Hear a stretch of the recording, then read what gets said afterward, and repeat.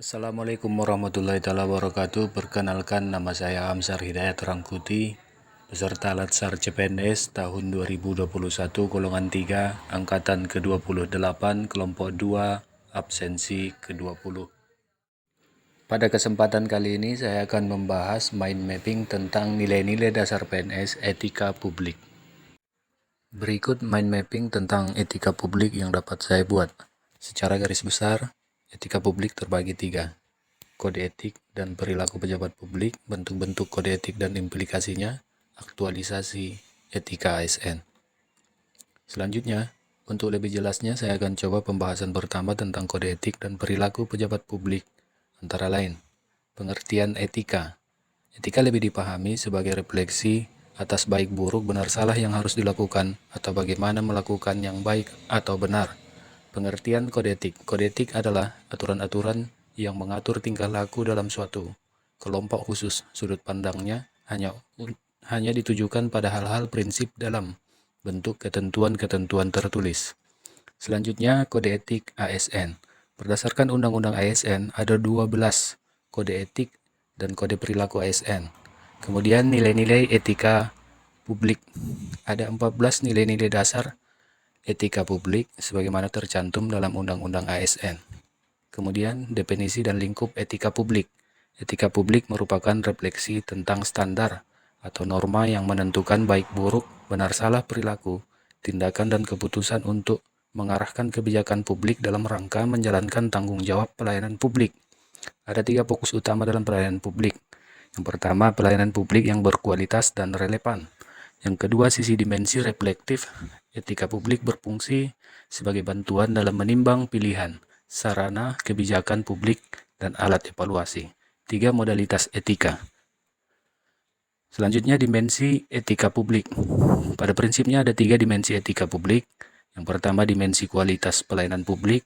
Kedua, dimensi modalitas. Ketiga, dimensi tindakan integritas publik. Kemudian ada tuntutan etika publik dan kompetensi. Selanjutnya, perilaku pejabat publik, di mana perlu ada perubahan mindset dari seluruh pejabat publik. Perubahan mindset ini merupakan reformasi birokrasi yang paling penting, setidaknya mencakup 3 aspek. Yang pertama, berubah dari penguasa menjadi pelayan. Kedua, merubah dari wewenang menjadi peranan. Ketiga, menyadari bahwa jabatan publik adalah amanah yang harus dipertanggungjawabkan bukan hanya di dunia, tapi juga di akhirat. Selanjutnya, mind map tentang pembahasan kedua, yaitu bentuk-bentuk kode etik dan implikasinya, antara lain A. Pentingnya etika dalam urusan publik. Kemudian penggunaan kekuasaan atau legitimasi kebijakan, konflik kepentingan, sumber-sumber kode etik bagi aparatur sipil negara, dan yang terakhir, implikasi kode etik dalam pelayanan publik. Dan yang terakhir, pembahasan ketiga tentang aktualisasi etika ASN. Di sini diharapkan agar mampu mengaktualisasikan etika publik baik dalam kedudukannya sebagai ASN maupun sebagai anggota masyarakat, bahwa dalam setiap aktivitas seseorang baik sebagai ASN maupun sebagai anggota masyarakat selalu melekat di dalamnya nilai-nilai etika. ASN dalam setiap kegiatan dan aktivitasnya harus selalu berhati-hati dan agar tidak bertentangan dengan nilai-nilai etika yang harus selalu dijunjung dan ditegakkan.